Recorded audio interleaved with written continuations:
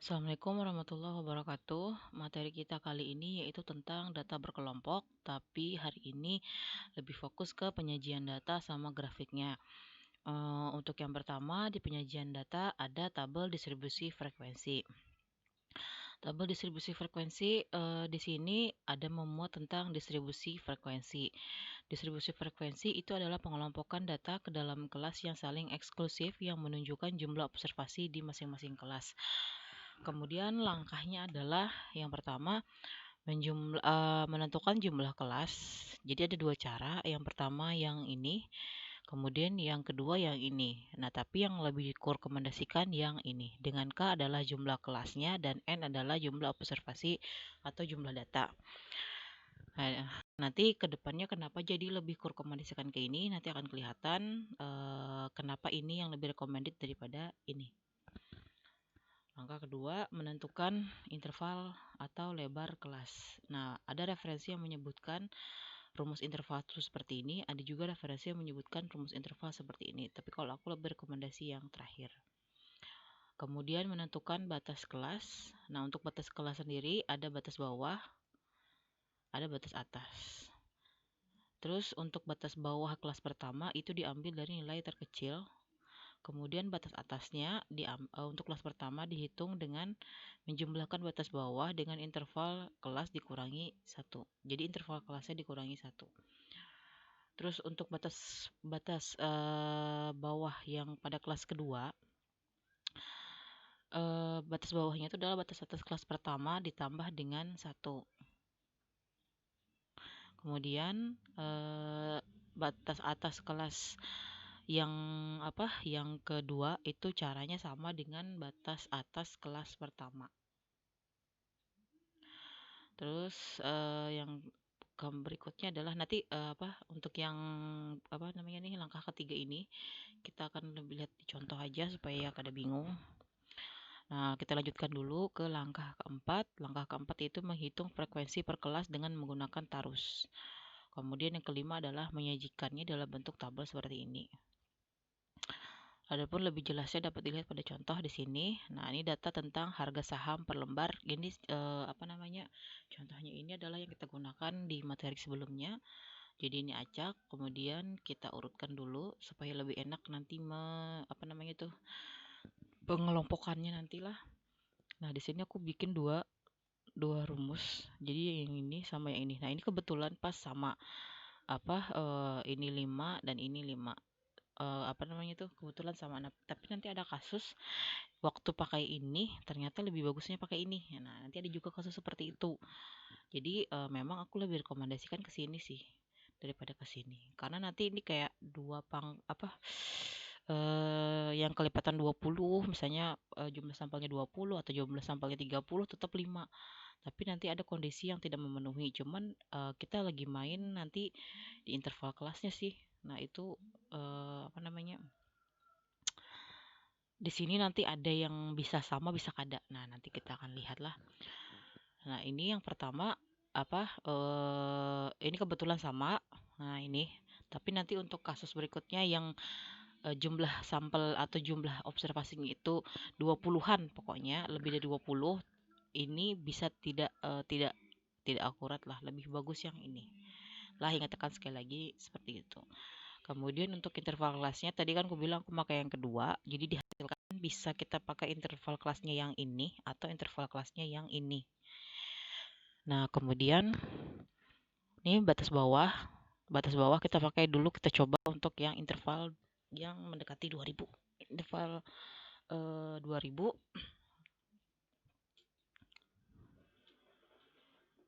Kemudian di sini batas bawahnya kita ambil dari nilai terkecilnya 215. Nah, ini adalah interval dikurangi 1. Nah, ini seperti ini caranya. Kemudian ini batas ini kan adalah batas atas dari kelas pertama ditambahkan dengan 1. Habis itu yang ini adalah batas atas kelas kedua ditambahkan dengan 1. Seterusnya lah sama seperti ini. Nah, ini kalau yang 1907. Nah, tapi di sini lihat perbedaannya, di sini paling anunya kan 10.214, sedangkan di sinilah 9749. Tapi di sini angka tertinggi, nilai tertinggi dari data tersebut adalah 9750. Maka yang lebih bisa untuk kita pakai adalah tabel distribusi frekuensi dengan intervalnya adalah 2000, bukan yang 1907. Nah, kemudian kita lanjutkan saja dengan yang menggunakan interval 2000 yang ini untuk menghitung frekuensi pakai tarus. Nah, ini adalah tarus. Nanti untuk jumlahnya kalian lihat sendiri nanti di tabel yang ini supaya lebih enak. Ini kan sudah terurut. Kemudian dibagikan dengan tabel yang ini. Nah, kalau berikutnya adalah tentang distribusi frekuensi relatif. Nah, ini adalah jumlah frekuensi per kelas dibagi dengan 20 atau jumlah frekuensi keseluruhan dikali dengan 100%. Jadi jumlah yang ini itu harus jumlahnya 100%. Kemudian tepi kelas, nah ini ada tepi bawah, ada tepi atas. Jadi caranya ini kan 215, jadi dijumlahkan dengan angka yang sebelumnya yaitu 214 dibagi 2 sama dengan ini. Nah, sedangkan ini kan 2214 dijumlahkan dengan angka yang setelahnya, yang ini kemudian dibagi 2 sama dengan ini. Ini kan kebetulan bilangan bulat lah. Jadi kalau misalnya desimal 2,1, misalnya bagian sininya 2,1, berarti harus dijumlahkan dengan 2. Jadi 2 ditambah 2,1 dibagi 2. Atau misalnya sampai sini sekarang 2,5, berarti setelahnya 2,5 ditambah 2,6 dibagi 2. Jadi bukan 2,5 dengan 3, tapi kita lihat dulu model datanya apakah dia data bilangannya bulat seperti ini atau datanya tuh ada desimalnya. Jadi nanti tergantung desimalnya. Kalau misalnya kayak ini 2,51, berarti data sebelumnya 2,50 sampai dengan 2,55 aja. Berarti data setelahnya 2,56. Berarti 2,55 ditambah 2,56 itu dibagi dengan 2. Makanya nanti melihat ini datanya nih data desimal kah bilangannya atau bulat kah. Kalau bulat ya kayak ini konsepnya, tapi kalau desimal nanti melihat dulu desimalnya kayak gimana. Lah, kalau berikutnya adalah tentang grafik penyajian dari distribusi frekuensi. Jadi ada histogram. Histogram yang dipakai adalah yang interval tepi kelas. Kemudian kalau ini bentuknya, nah ini kebetulan aku gambar bukan dari Word, jadi memang aku gambar sendiri yang ini. Nah, ini ada triknya sendiri. Jadi silahkan nanti kalian pelajari sendiri bagaimana trik menggambar di Word dengan seperti ini. Yang jelas kalau kita ngambil langsung fasilitasnya dengan yang chart yang disediakan di Word yang bagian sini, nah itu chartnya kurang bagus karena kurang tepat lah menurut aku. Makanya aku lebih suka gambar sendiri di sini. Lah, silakan selamat mencoba. Yang jelas histogram itu batang-batangnya ini tidak ada jarak. Jadi saling berdekatan satu sama lain. Nah, bagaimana dengan diagram batang? Jadi diagram batang interval yang digunakan tabel distribusi frekuensi digunakan adalah yang ini, kolom interval yang ini. Kemudian untuk grafiknya sendiri ini, jadi antar batangnya itu terdapat jarak. Tapi tetap di sini tidak boleh dimulai dari sinilah. Jadi memang dimulai harus dari 215 karena 215 adalah batas bawah di kelas pertama. Kemudian untuk poligon yang dipakai adalah tetap interval tepi kelas. Jadi di sini nanti ada nilai tengahnya. Nah, nilai tengahnya. Jadi poligon ini adalah yang menghubungkan nilai tengah masing-masing kelas. Jadi dihubungkan oleh garis. Jadi kalau kita menggambarkan histogram, nah sebenarnya dari sini pun kita kan ada nilai tengahnya, tinggal dihubungkan saja lagi nih. Jadi yang kuning ini adalah poligon. Nah, ini titik tengahnya, nilai tengahnya, nilai tengah dihubungkan oleh garis. Nah, yang ini namanya poligon. Kemudian ogive ini melibatkan frekuensi kumulatif. Jadi frekuensi kumulatif itu ada yang kurang dari, ada yang lebih dari. Nah, untuk yang kurang dari di sini kita ini contohnya lah. Jadi di sini adalah tepi kelasnya, ini penting. Jadi ini artinya kalau kurang dari adalah data yang kurang dari 214,5 itu tidak ada. Karena data terkecil di sini adalah 215, makanya 0 di sinilah Kemudian data yang lebih kecil dari 2214,5 ada, yaitu berapa? 14. Nah, kemudian data yang lebih kecil dari 4214 ada 14 ditambah 3 yaitu 17. Kemudian data yang lebih kecil dari 6214,5 ada 17 ditambah 1. Jadi 14 tambah 3 tambah 1. Jadi hasilnya 18. Kemudian yang lebih kecil dari segini adalah ini tambah ini tambah ini tambah ini hasilnya 19. Kemudian yang lebih kecil dari yang ini. Jadi tambahkan ini semuanya.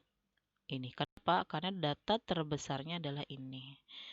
Nah, ini kan lebih besar nih. Ini lebih besar loh daripada ini. Makanya kan ini kalau antara sampai sini dari sini itu kan jumlahnya semua datanya 20. Tapi kan bener tuh, kurang dari ini adalah datanya 20. Nah, kalau lebih dari di sini yang lebih dari 214,5. Data terkecilnya ada 215. Dari 215 sampai 1214 itu ada 20 data. Terus lebih dari 2214,5 itu ada 20 dikurang 14 yaitu 6. Kemudian lebih dari ini salah. Ini 0,5 lah.